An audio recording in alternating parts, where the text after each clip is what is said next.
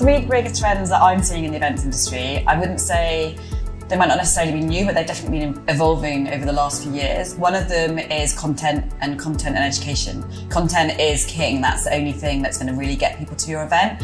You really need to make sure that the people that are leaving their office for a little while or spending 2 or 3 days at an event with you, they need to go home understanding they're going to learn something from that event.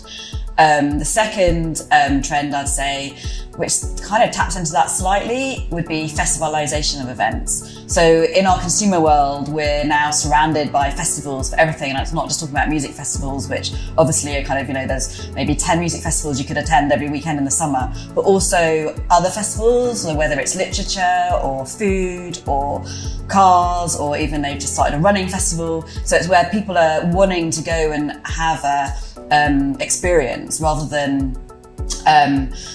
just attending an event. It's like they're having experiences in their consumer life, so now they want that also in their work life. So we as event professionals in the B2B sector need to make sure that our events are kind of reflecting what's happening in the consumer world as well.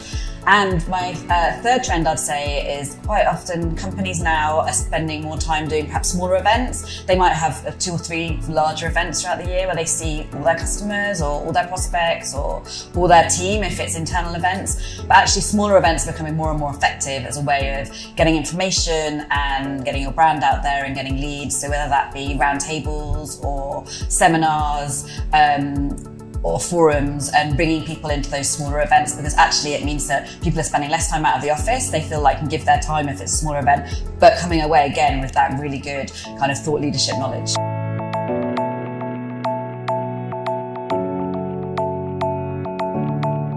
Return on investment is so key to all events nowadays, and I don't really know any event planner that doesn't have to demonstrate return on investment to their stakeholders.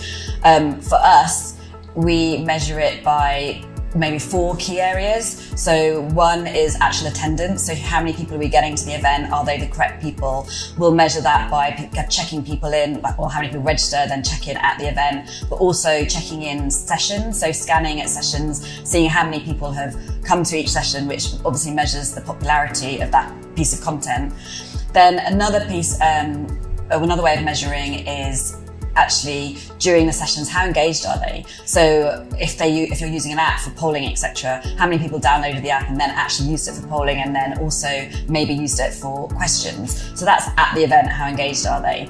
And then post-event, it would be sending out surveys. I think most people nowadays would send out a survey, so you're getting proper stats on what people liked best about your event, what sessions were most popular, what their recommendations are for changing it. But also I think you need some more qualitative research. So for us, we would do what we call man on the street videos. So it was actually talking to people during the event, getting them on film, saying, what do you love about this event? What would you change? Would you come back again next year?